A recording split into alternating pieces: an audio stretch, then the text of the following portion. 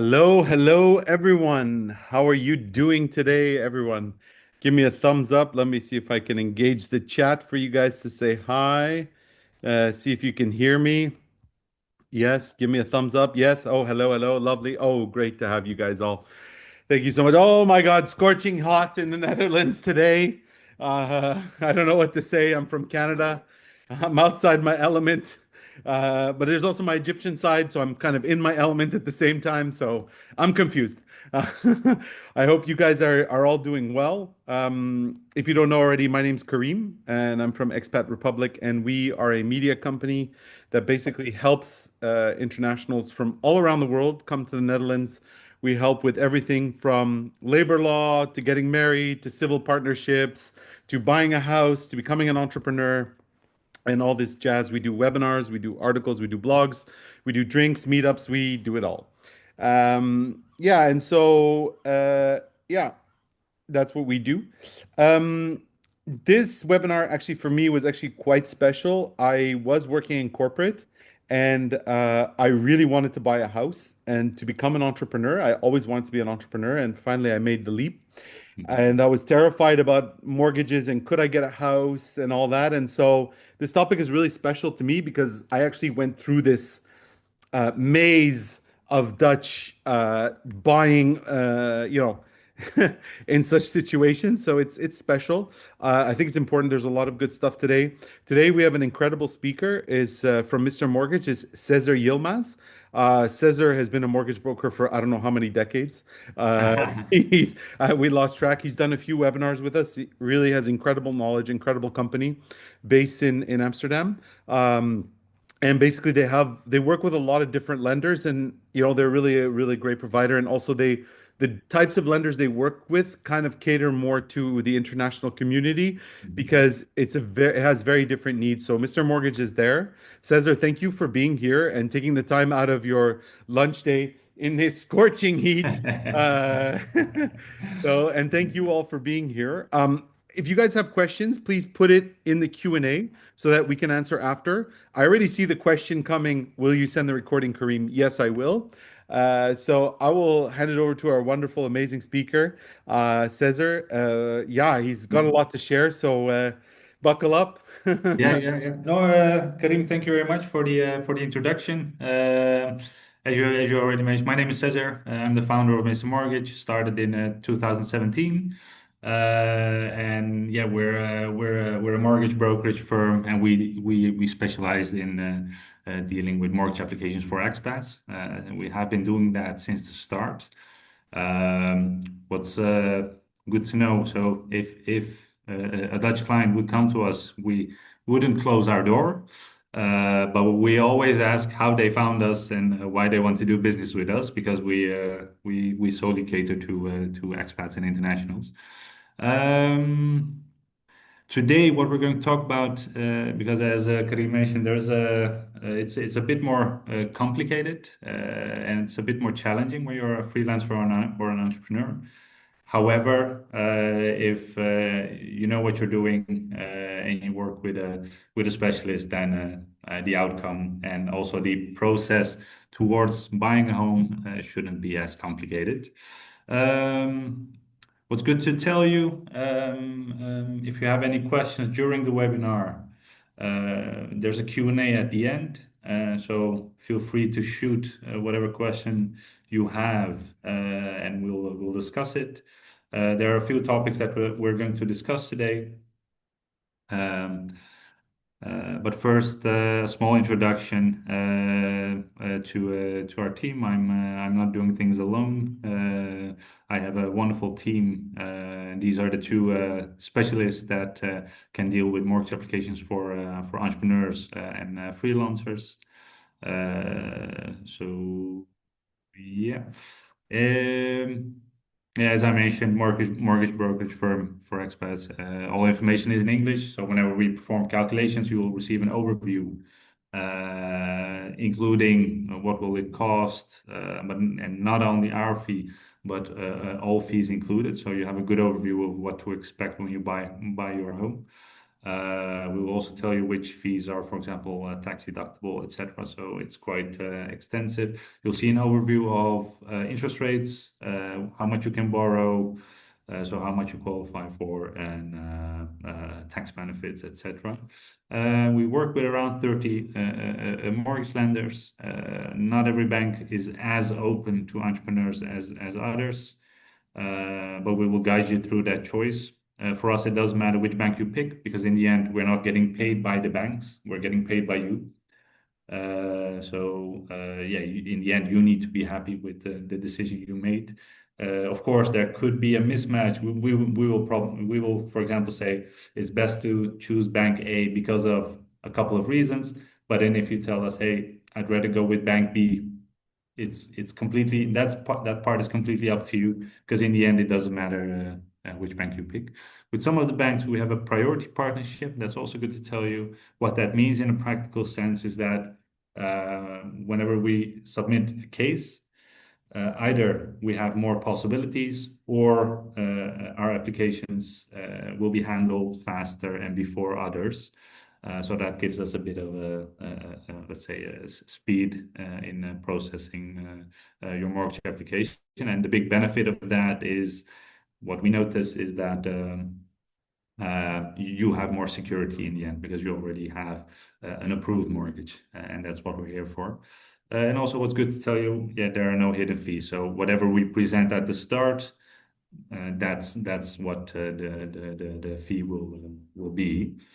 Looking at mortgages and types of mortgages that we offer, yeah, we deal with every type of mortgage actually. So first-time buyers or movers, or yeah, so also income situation, freelancers, entrepreneurs. That really doesn't matter. My team is quite experienced in dealing with all types of mortgages. So yeah, the situation doesn't matter that much, and we can assist with everything. Before we start, we have a little poll. Hmm. I'm hoping that we can Yeah, I do. present I it. do. Let me get it Yes, started. yes. We have two questions, right? So the first Yeah, one yeah. is boom. Can you Brrr, see ding, it? ding, ding, ding, ding. Oh, the date is wrong, December 4th. Sorry about that. Although Uh, I wouldn't mind it being December right now. we're lucky that our office is in a new build area, And you and have airco. no, we actually have a yeah. The floor is being cooled. Nice. So cold water is running through the floor, and it's quite nice actually. Dutch high techness. That's another reason to go visit Mr. Mortgage. Um, yeah, so to everybody, yeah, where are you planning to buy? Um, And the next one was, which type of property are you considering purchasing? mhm. And then the one after that is about the entrepreneurship. So I'll Yeah, let yeah. this one run for a few seconds more. Mm. Yeah, Amsterdam. I'm also very curious as to where everybody is in the process of Yeah, buying a home.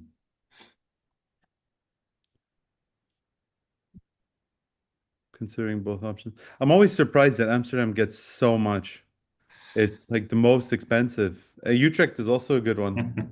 Yeah, yeah. Looking at our client base, it yeah it doesn't. It actually shows the outcome of the answers usually. Okay. So that's what we got. We So, got 21% Amsterdam. Leiden, nice, good. I live there yeah, myself, love it. yeah, Hague, Rotterdam, Swell. Utrecht is a yeah, strong second. Other is okay. Well, yeah. existing and new build. Considering both. I live in a new build myself, but yeah. Mhm. Uh, Yeah, that downside is that you need to wait yeah. until the property finishes. Yeah. But the big benefit is that everything is new. You're not dealing with any, let's say, legacy. Yeah, exactly. Okay. Um, How long have you been an entrepreneur? yeah, Nice. I also like the last possible answer, still employed, which It's means that easier, no? uh, Yeah, it depends on On the situation. what is important to you Okay, nice, in life. nice. And Long I'm than not, 3 years. when I say that, I'm not talking about money. Uh, Yeah. nice. So less than Mhm. a year is 45%. Good on you. One Yeah, to three well years, done. also good on you. Longer than 3 years. Wow, good Yeah. job. And All still right. employed. Awesome. Good.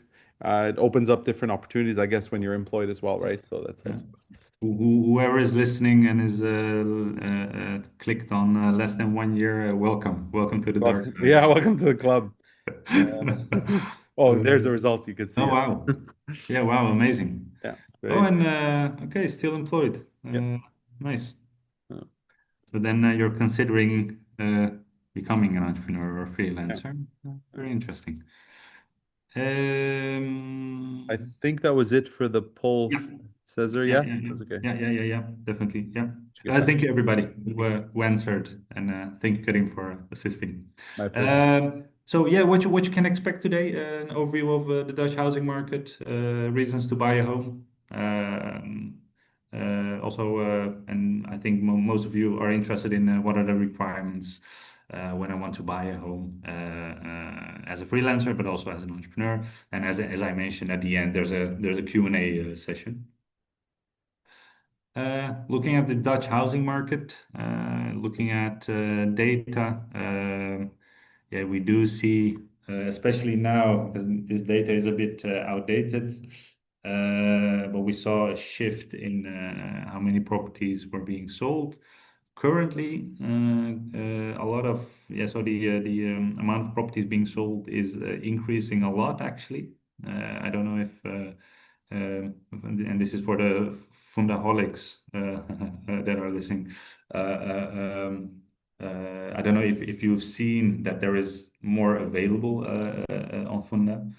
Um, Biggest change, which is causing the availability, is that a lot of properties that were being rented out, they're currently being sold because the government has made it, yeah, way less attractive to invest in real estate in the Netherlands and rent it out. Rental income is not taxed, but the property itself is taxed, and especially in the box three. Um, that part makes it really complicated to get a better return. So what we see happening a lot is that yeah, rental properties are being sold. So as soon as rental contracts are ending, so this will take another year. So up until 2026, we're expecting that more properties will be available. What we do see as well is that prices are not dropping. So usually when there's more available in a market, prices will drop. But in this case, because there is a huge shortage, prices are not dropping, they're still increasing. So that is let's say something that is breaking that trend. Looking at interest rates, just a bit of a historical context. So currently, and we usually talk about fixed rate terms, and then the 10-year term is the, let's say, most popular. The From a historical perspective, so during COVID, we were, let's say, spoiled by either the European Central Bank or the government. So rates were dropping fast. We still have clients that come to us and say, I have a 1.5% interest rate fixed for another, I don't know, 15 years. I want to move homes. Can you assist us and let us keep the interest rate? So we do get a lot of these questions. And then we, of course, can assist. But looking at interest rates from a historical perspective, so we had yeah, very low interest rates, let's say 2.5 years ago. But since everything that went on in Ukraine and inflation going up, interest rates also increased. But however, looking at it from a historical perspective, we can see that if you follow the yellow line, especially, Yeah, it's not that much higher than let's say 10 years ago. So yeah, looking at the interest rate from a historical perspective, it isn't too high at the moment, and it's actually quite interesting still to buy a home. And then usually the comparison you make is how much am I paying in interest if I buy a home versus how much am I paying in rent? Because in both cases you're burning money, which means that when you compare those two, and not saying I'm not talking about the repayment of your mortgage debt on purpose, because when you sell your home, of course, we don't know what the price will be in the future, but purely hypothetically, when you sell your property for the same price, then whatever you have repaid, you will get back when you sell your home. So I'm not seeing that as a, let's say, loss or burning money. So that's why the comparison of interest payments and rental payments is the best comparison to make. And looking at that, by far, buying a home means you're better off. And then I haven't spoken about the tax benefit on the mortgage interest yet. Reasons to buy a home in the Netherlands. So over here, you can borrow up to 100% of the property value. So we call that loan to value, but you can borrow up to 100%. So if you buy a 500K home, you could borrow up to 500K. So the only thing that is coming out of your pocket are the closing fees. And then what is good to tell you, it is also based on your income, so you should be able to afford it, but that's the other variable. Then also good to tell you, we have fixed rates from 1 year up until 30 years fixed. Whenever you work with us and you buy a home, we will advise you on the right interest rates. We will compare them, we will show the differences, etc. You can also choose a floating or a variable rate. Lately, that isn't too attractive because there are better options in the market, but that's something we can talk about. Variable rate is currently a bit higher than, for example, a 5-year rate. So why take that risk? Because that's what you're talking about. A variable rate changes on a monthly basis. So if interest rates go up, then your mortgage payments will also go up. As I mentioned, the interest you pay on a mortgage is tax deductible. You'll be able to deduct it from your income tax, and you'll get, yeah, conservatively, you'll get 25% of the interest you've paid, you'll get it back. And then you can get it back on a monthly base from the tax authorities or annually as a lump sum. Some of the closing fees are tax deductible. I will talk about that in a bit as well. And when you sell your home, there's no capital gain tax. So that's also whatever the profit is completely yours.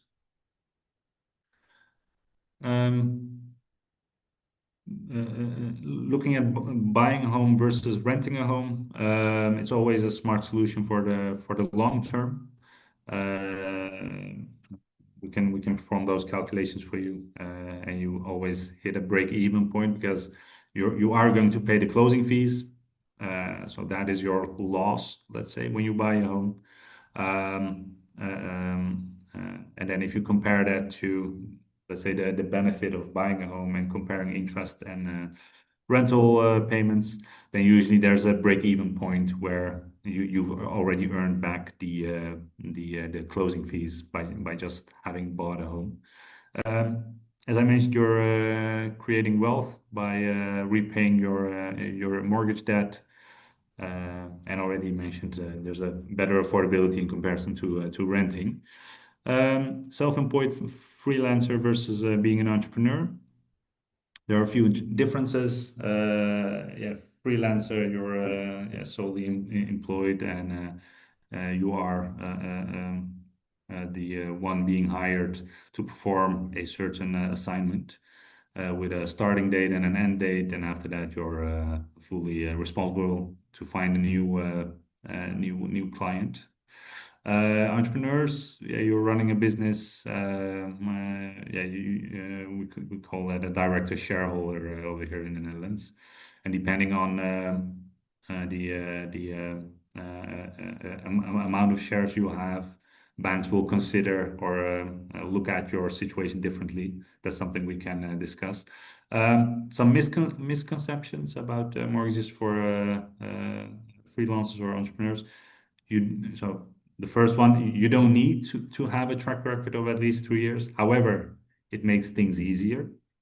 So that's good to keep in mind. Also, yeah, things will not change. You don't need to have an exceptionally high income to be considered eligible for a mortgage, or interest rates will not change.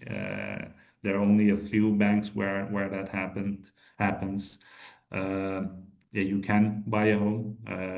You can always have us check what the possibilities are.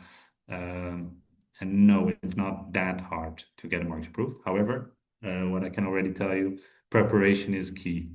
So preparing your numbers, preparing your case. Once we do that, things will become a lot easier. Um, Looking at requirements. So, and then we always make the comparison because that's important to banks. Comparison uh, being employed versus having income that can vary. So one of the biggest challenges is the financial predictability. And that's why maybe you heard about the track record of at least 3 years, because based on 3 years, yeah, we can predict what the outcome could be in the fourth year or in the next year. However, over there are possibilities, which I will discuss in a bit as well. But what we can do in that case, banks will look into what type of sector are you working in, what type of clients are you attracting, what type of contracts do you have. So if this is to the people that have just started this year with their journey. Based on what you've done before, we can sell your case to a bank like that, but we need to prepare that. The sector will also determine the profitability, because banks have the data. They know exactly what to expect. And that's what is good to tell you. If you are, let's say, doing what the sector is doing on average, then the amount of questions we will receive is way less than whenever you're performing less or above. So even above will raise questions because they would like to see an explanation. Banks look at liquidity, so how much do you have, how much cash do you have in the business to pay invoices uh, in the short term. And they also look at yeah, solvency, so what is to be expected when it comes to long-term payments. They also look at financial obligations, and banks always want to have a forecast from your accountant or bookkeeper. So requirements, a track record of at least 12 months. And a track record means the track record starts from the date you are registered at the Chamber of Commerce. I already mentioned, and this is why that was interesting. Some of you have had answered that you're still employed. And I'll give an example. If currently, and this is what we see a lot, that is why I'm giving that as an example. If currently you're a software developer and you're earning X amount annually, and you start as a freelancer, still being a software developer, then based on then actually the bank considers you to have a track record because you already know what you're doing. Only challenge now is finding clients and making sure that you get assignments. But based on that, we could already look into a longer track record than only just the 12 months that you have as a freelancer or from the starting date at the Chamber of Commerce. So that's good to keep in mind. Whenever you want to talk about it, feel free to schedule a call. I will share details in at the end of the presentation. Also good to tell you, even with a track record of 6 months, in that case, we can still talk about it with the bank, depending on numbers we see in contracts. Just an example. Let's say you're a freelancer in tech sector. You already have a track record of 3 years. You're showing nice annual growth. You can see the annual income over the last 3 years. Bank is going to ask us to see a forecast because today it's the 2nd of July. So you already have sent invoices and you're already working this year. So they would like to see what's happening. What the bank will do is they will simply look at the average of those 3 years. And yeah, then you can see that the maximum mortgage is around 500K. What's good to tell you, so if let's say Marta has started in 2023. So the 2022 income isn't there, but so 2023 she did 104K, 2024 135. Depending on the bank and depending on how we sell the case, the bank will look at that average of those 2 years. And then, sorry about that. Depending on how good your case is, and I'll give you an example. If the liquidity is more than perfect, if there's enough cash in the business to also pay any invoices coming in the long term, then we can definitely sell your case and use maybe even a higher income. So there are always possibilities, and it's a bit more, let's say, there's a bit more flexibility comparing it to being employed, because when you're employed, the income is, yeah, it's black and white, and with the business, it's always yeah, a bit more flexible. So if you think now, I don't know what to expect, just contact us. We'll look into it, and then you'll see what is possible. Documents. So when I said preparation is key, I was mainly talking about documents. Annual reports are important, signed off by an accountant and also finalized. Sometimes we're getting a draft annual report 2023. Banks won't accept it. It's perfectly fine for an initial calculation, but when we're going to submit a case to submitting your case to a bank, then we need to have finalized versions. But your accountant can help that, and we will also guide you in that. Personal income tax returns. The forecast, as I mentioned, so year-to-date results. Depending on the bank, they could require a bit more information. And I'll give you an example. So we work with about 30 banks, and I'll just give an example of two banks. So for example, ABN AMRO and ING. They are asking more or less for the same information, however, and for the same documents. However, with one, it's already with one of the banks, it's already obliged to deliver that information in the month of March, and with the other, you can postpone it until May. So if just giving you an example of flexibility and also working with different banks. So depending on your case, one bank could be better than the other. Chamber of Commerce registration and a business forecast. Yeah. By the way, these documents have, let's say, a fixed format, but your bookkeeper should be able to inform you. If not, you can also always bring us in touch with your bookkeeper, and we'll handle it with them if that makes things easier. if you're an entrepreneur, it's a bit different. So director shareholder, you actually need the same info as the freelancer. However, on top of that, you have the corporate tax returns.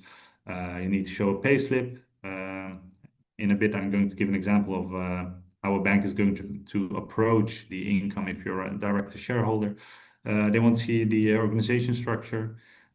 So who is owning what? Usually, there's not only one. BV, but multiple. So they would like to see who is owning what and who is the ultimate beneficial owner and etc. And what's also good to tell you, and this is why preparation is key.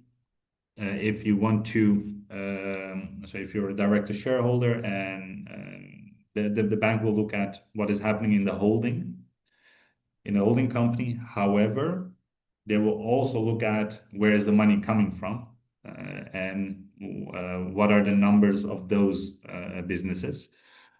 So everything should be in order before it gets approved, and they are going to require to send all information. So it could be that corporate tax returns means, yeah, if you have four BVs, then we're talking about the corporate tax returns for the holding, for the three businesses. So you're already talking about 12 documents that you need to submit. But that's something we can assist. And also on top of that, yeah, the shareholders agreement. So they know how to handle it. An example, Dan, entrepreneur, he has his BV, and then the numbers you see are from his holding. So he has a salary of annual salary of 70K. His track record is more than long enough.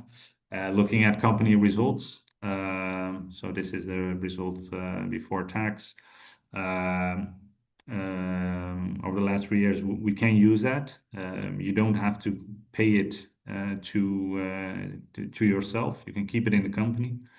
So any profit you've made, because if that's more beneficial for the business because you want to invest it or any, let's say, valid reason, that's more than fine, and we can still use that profit you've made. So it's 70K plus the average of 50, 55, and 60K.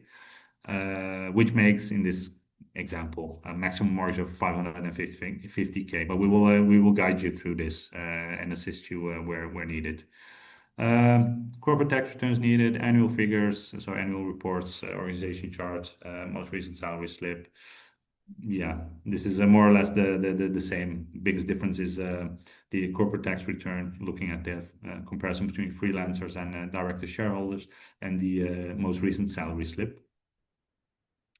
Yeah, preparation is key. You can contact us, bring us in touch with your accountant or bookkeeper, so we can, whenever you're interested in buying a home, we can prepare everything and make sure that everything is already in good order. So whenever we submit a case to a bank, you're good to go, and we don't have any nasty surprises. What do you do if you've just started the process? As I already mentioned, yeah, each bank has their unique requirements. For us, in the end, it doesn't matter which bank you pick, but we would like to prepare everything together with you, so that once you've bought a home, there is a certain deadline that you need to meet, or at least you have some security. I'm going to show you in a bit what the home buying process looks like. We negotiate with lenders to make sure that we get it done, and looking at the process, and what is needed. So we already spoke about the requirements. But just to get it confirmed one more time. So if you're employed, as I mentioned, you're employed, black and white. If you're a freelancer, we need the personal income tax returns, and it's about the results over the last 3 years or the last year. Director-shareholders, you're talking about salary plus average profit. Process. So today is 2nd of July. It's good to contact us and also contact your accountant to talk about what is needed. Once we have those documents, we can start calculating. You'll receive an overview, as I mentioned. You'll know how much you can borrow. You'll also know what information is missing, for example, and what questions to expect from a bank. Whenever that has been tackled and solved, we can move on actually, because you'll get a confirmation from us how much you can borrow, and also a confirmation that you can borrow the amount you want to borrow. And then actually, yeah, it's up to you to find a home. We can connect you to a real estate agent to assist you. We can connect you to an appraiser and a technical inspector. We can connect you to a notary to handle the formal purchase. So that's everything we can do in our power to assist you. Um, uh, you'll sign a purchase agreement. There's a 3-day cooling off period, and then actually after that, you can only get out of a purchase agreement if a mortgage is being rejected. And then there is a deadline that you need to meet. So, and I'll give an example. So when you buy a home on the 1st of July, you have the cooling off period. And then you usually also have, let's say, 4 weeks to arrange financing. That part, some will call the mortgage clause, financial clause. I've seen all types of terms, but essentially it's your security, because if the mortgage doesn't get approved, you can just back out of the deal. You can, and you don't have to pay the seller a penalty or whatsoever. So that is giving you a lot of security. However, when we start working, obviously, and when you buy a home, you want to get it done. So you'll do everything in your power to get it approved. But it's good to know that you have security. Um, yeah, August or the next month, you'll collect all the required documents. We'll discuss mortgage options, as I mentioned, and then we will make sure that the mortgage gets approved.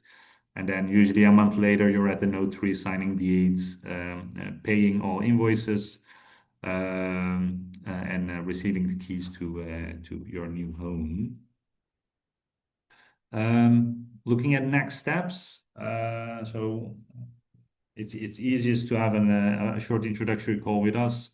It usually takes 15 to 20 minutes. We'll discuss how we work and what documents you need. We will invite you to use our portal where you can upload those documents. And once you've uploaded those documents, we will make sure that you get the calculation. Then we will set up another meeting to discuss the options that you have, and also what to look out for, or what type of questions to expect from a bank.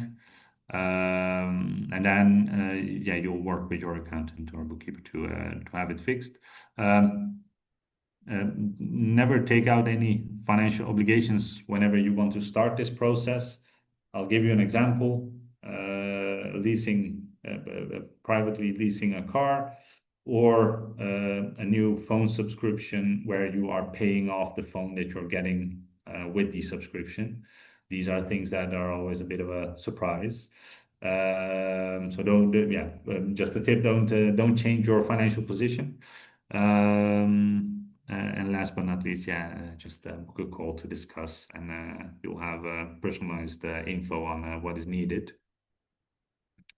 I also want to mention our fees.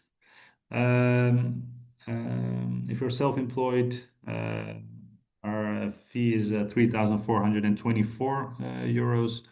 Our fee is one of the fees that is tax deductible, so you'll get back almost 37% of what you're paying. So that's good to keep in mind. And if you're a director shareholder, the price is a bit higher because the additional amount of work that is being put in.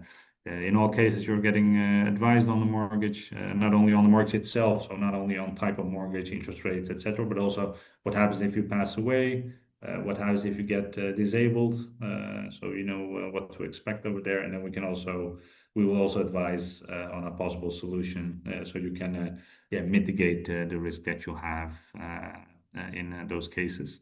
You'll receive all the calculations, and the mortgage application is also included. I haven't mentioned any of the aftercare that we do. We will also connect you to, for example, one of our partners that will handle the utilities for you, registration of water connection, etc.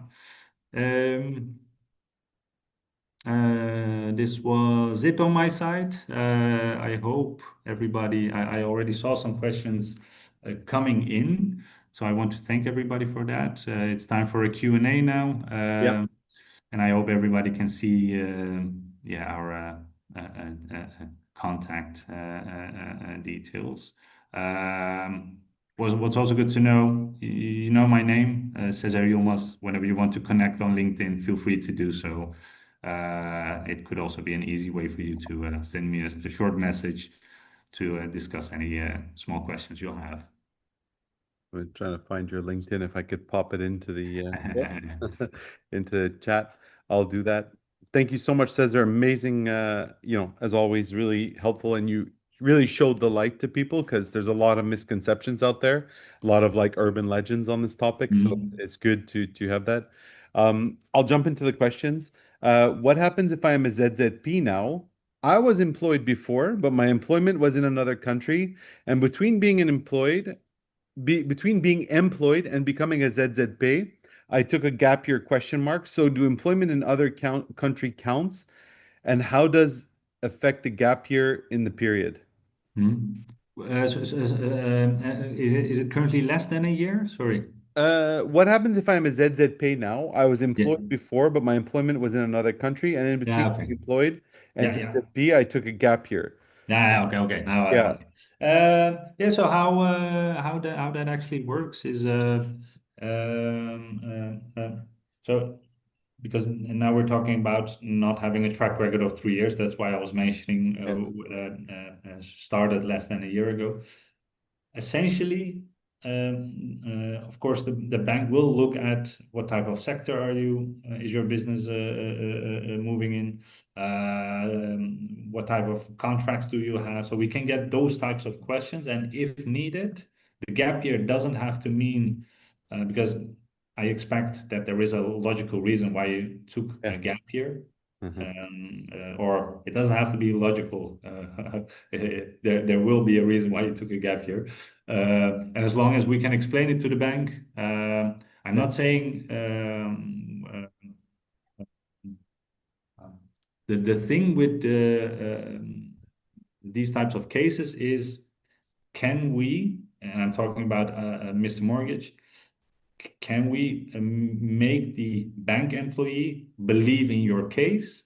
If so, yeah, we can get it done, because then we're going to work together and we're going to get it done.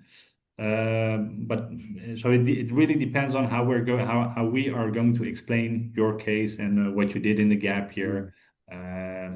I don't know. Did you follow some type of education, etc.? So there will be a reason, and yeah, the better the reason, the more likely it is that we can get it done. So it doesn't have to have an impact. And also, if we can show them, hey, before in a different country, that doesn't matter. You already did the same. You were already in the same line of work. Then it only improves your case. Nice. So I guess being in jail for 1 year because of financial fraud is not the best way. No, no, it is quite interesting, but no, that's No, but it's good to know that the experience you had during that year impacts your mortgage. That's really critical, yeah, yeah, yeah, right? yeah, It's a yeah, story definitely. to build, right? That's awesome. So, Yeah, yeah, yeah. No, what if definitely. you are on a payment plan paying back personal taxes? Does that affect you getting a mortgage? No, it depends on what you mean by payment plan and it depends on, but then it's also a matter of, so we are financial advisors first. So then we'll also talk about, is it the right time to buy? But that's something we will discuss in a personal meeting, obviously. Nice. But no, in essence, uh, having a payment plan with the tax authorities doesn't have an impact on It's but also not registered in the because all the debts you have are registered at the correct. yeah, exactly, and that's Yeah, not registered. Yeah, exactly. Yeah, but it's always a question of yeah, is it the right time yeah, in that case? Because yeah, yeah, yeah. something. That's sorry. That's a personal meeting. A Yeah, personal meeting would be better. Yeah, yeah, sure. all good. Speaking of financial situation, how would buying a house for the company would affect the maximum mortgage as a DGA? Profit would OFC be lower, but car would be an asset. I don't understand. Could the question be? Speaking of financial issue, how would buying a house for the company would affect the maximum mortgage as a DGA? Oh, I think it's the Ah, sorry. general director, right? Mm. The director, general administrator, whatever. Ah, yeah, Right? Yeah. directeur groot aandeelhouder. Yeah, No, yeah. Okay. I think you're missing the word car. Yeah. Yeah. So, how would buying a car, what impact would that have on? So, if your business is doing that, then it's fine because yeah, we will look at obviously the financial obligation, but indeed you do have an asset, but we will look at interest payments for the loan you got because uh, banks don't really have a big opinion on that. Hmm. Except your income will be determined slightly different because you're getting a benefit from your business. So the income is actually which will be deducted from your personal income. So the salary slip is lower. So we need to make a calculation to pretend as if you haven't you don't have that car. So that's essentially what it is. So the calculation works a bit differently, but it doesn't have a huge impact on mortgage application itself. Clear. Thank you. Is a 1 year of fiscal results required as a ZZP? Even as a self-employed, one continues the same type of work as before being employed, or can it be less, perhaps with proof of having clients? I'm starting as a ZZP in September and now I'm employed. I would like to know what is the first possible date to have a mortgage and buying a house. Ah, yeah, okay. Um, I'll, yeah, okay. You want me to reread it or? No, no, no, I got it. I got it. It's somebody who's currently employed, interested in buying a home. Yeah. From September, they will start as a freelancer. And then the question is, when can I finally buy a home? It depends a bit on the case. So if you would follow all rules, you could buy a home from September 2026, so 12 months later. But as I mentioned before, it really depends on your case. So I'll give an example. Um, I worked with a client. She was working for a big corporate, and then she decided to become a freelancer, and the big corporate became her client for a certain amount of time for a certain project because she has yeah a certain knowledge. She just started, so I'll use your example. This client bought her home in October, so only with a track record of 1 month. But then she had the contracts. She was also putting in money, so a down payment. So Hmm. she was not borrowing 100% of the property value. And then on top of that, she also had sufficient savings to, yeah, to if the contract with the corporate had ended or ended a year later, then she could still pay the mortgage for quite some time. So in that case, yeah, it's also a bit of a looking at the case logically, but it does depend on. So this is a per case assessment. Nice. If someone goes ahead and buys it while they're employed Mhm. and don't, you know, they buy it when they're employed and then they become Mhm. self-employed, they don't have to tell the lender that they're now self-employed, No, right? I'll How does that work? yeah. Yeah. So I'll give you an example. I bought my first apartment when I was working at one of the big banks. Then I started Mr. Mortgage a few years later. As long as you keep on paying, Yeah. it's fine. What the bank does essentially is they look at, and this I always feel weird saying this, but they look at what your value in the economy is, uh, and based on that, they can determine, okay, so for the long term, this person should be able to pay the mortgage. And long term is 30 years, but yeah, so they look at your value as a human being. Okay. That's refreshing. Thank you, Cesar. Yeah. Uh, would having a lower DGA salary, director quote Mhm. and Yeah, director and shareholder. yeah, Yeah. director shareholder salary can negatively affect maximum mortgage, assuming company financials are the same. Yeah, so no, it makes a lot of sense to have a low to pay yourself yeah, the lowest salary possible. So usually that's 56 K. But then yeah, we can look at the profit. So you do the thing is you don't have to and never, please, never do that. But you don't have to increase your salary because you want to get a certain mortgage, because the bank will simply look at, okay, what was your salary over the last 3 years, and then what has been the average profit. So yeah, you don't have to change the salary Mhm. itself. So it doesn't have a negative impact if you have, let's say, the 56K direct shareholder minimum Yeah, income. cool. The timeline showed 3 months. So does that mean we have 3 months to find a house we like? Because before looking for a house, I need to get an idea of how much mortgage I could get, if Mhm. any. Can you explain Mhm. further the timeline considering the moment you learn how much you could get, how much you could target searching and then doing the Mhm. process with you? Yeah, so the initial process, meaning what is my budget, what will be roughly the monthly payment, those types of questions will be answered within, depending on how fast we can get documents, obviously. But Mhm. once we have the documents, we can have the follow-up meeting in a week answering those types of questions. And then why you see 3 months, that's just an example, because it also depends on, yeah, can you find a home that you like or that you want to buy?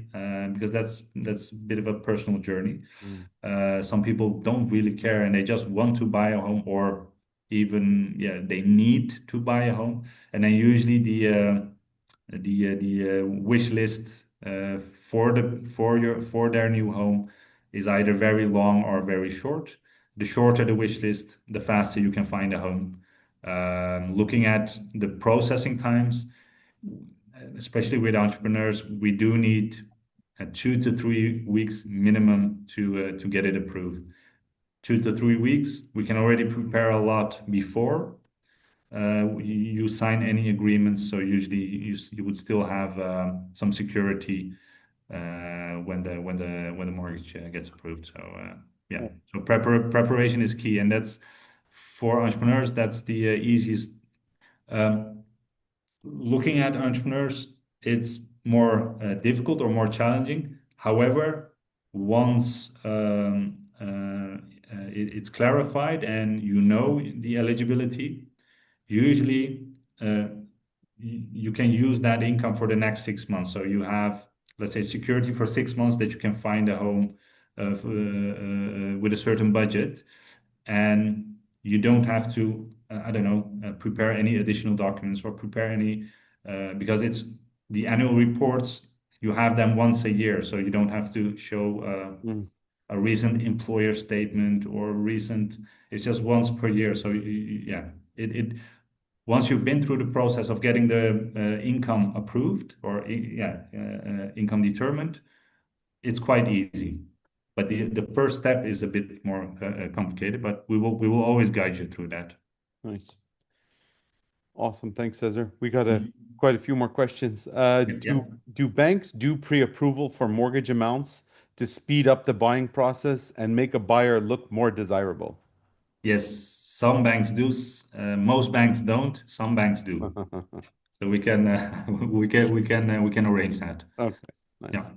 nice. Will the banks consider your previous income from foreign countries or will it only consider the Dutch income? I have had my business for 6 years and recently moved here.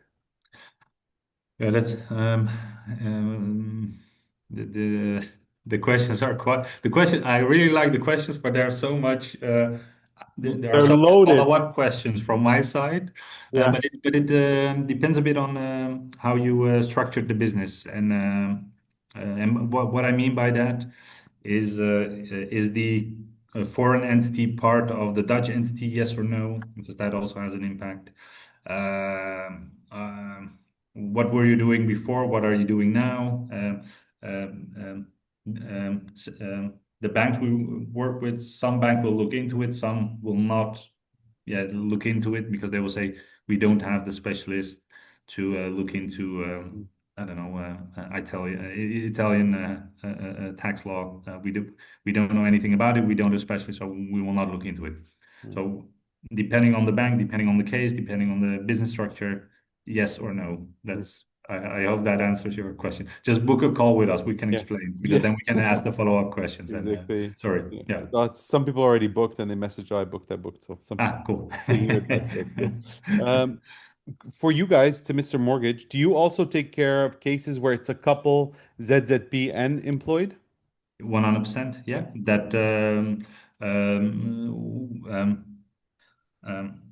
from a bank's perspective, you have let's say stable income and variable income. So a bank is in that case a bit more flexible also because there is also stable income next to the variable income. And by variable income, by the way, I mean the income as a freelancer or as a ZZP'er. So yeah, no, that's actually a very nice situation to be in. Yeah. Yeah, we keep getting the same question about will they take income from another country? I think this is a very Yeah. common question we get. It Yeah. really depends on the person and the country and what they did, right? And how is it Mhm. here in Holland, right? So Yeah. sometimes they do, sometimes they don't, right? It really depends on what, right? Yeah, no, it just to give you yeah, if you were a software developer before, just to use it because I'm using that example because we see that a lot. Hmm. If you were a software developer before in the country of origin, then and you come here and you're going to do the same, the only new challenge you have is getting the clients over here. Yeah. But you know what you're doing, you know, you have experience selling your services. So while maybe they will not look at the income that you generated outside of the Netherlands, it does tell the bank a lot about you. Who are you as an entrepreneur? Mm. What is your background? Because they will perform these types of checks, and the better it is, and the easier it is to get it approved. Okay. So if you're in a situation like that, just let us know, and we will prepare also that part of your case together. And do certain professions or certain types of business have an advantage? Like you said, software engineer is Mhm. really good. Yeah, yeah. Are there others that have that kind of same uh, Yeah. So the let's say the technically skilled okay, jobs or tasks, yeah, yeah, that's always good. yeah. Very niche knowledge is also good. Hmm. Cool. But just to give you an example, for example, we had someone from the US, photographer of a wedding photographer, but wedding photographer of yeah, very famous people. But then, yeah, whenever we, even though, and this is let's say because I've been constantly talking about opportunities, possibilities. But in that case, what the bank would like to see, because they rejected this case, um, um, um, the bank wants to see, because you're going to enter a long-term relationship with a bank, because a mortgage is 30 years. They want to see that you're going to settle in the Netherlands. Oh, But then if the business is, yeah, if you're a photographer for famous people, especially in the US, then yeah, obviously you will keep on doing that because of, yeah, that person was earning a lot of money. But then there is no reason to yeah, settle in the Netherlands for the next 30 years. It was a very temporary thing, and then mm, we so that's good to keep in mind. So the bank would like to see that you settle here, and that you get either Dutch clients or you have European clients. That okay, is also. But if it's outside of Europe, then yeah, they're not as open to. So nice. it's case dependent. Sounds good. Yes. It's 1 o'clock. I don't see any more questions. Anyone want to fire away a last question? Or are you guys all ready for going back after your lunch break? Yeah. Yeah. Yeah. Looks like that's it. Thank you so much, Cesar. Thank you, everyone, for being here. Lovely to have you. Good luck with everything. Do book a call with Mr. Mortgage. The link is there. And Cesar, again, thank you for your time and the very in-depth and precise information about this very complicated topic. So thank you very much. It's really like very deep and thank you very much. So broad and deep knowledge. So thank you. And we'll definitely see you all in the next webinar. And I wish you all a wonderful day. And be careful with the heat. Just take care of yourself, and we'll all see you soon. Yeah. Thanks again. Thank you Huh? for having me, Karim, and thank you to all attendees and the lovely questions. Awesome. Hope to speak soon. Thank you, everyone. Bye bye. Yeah.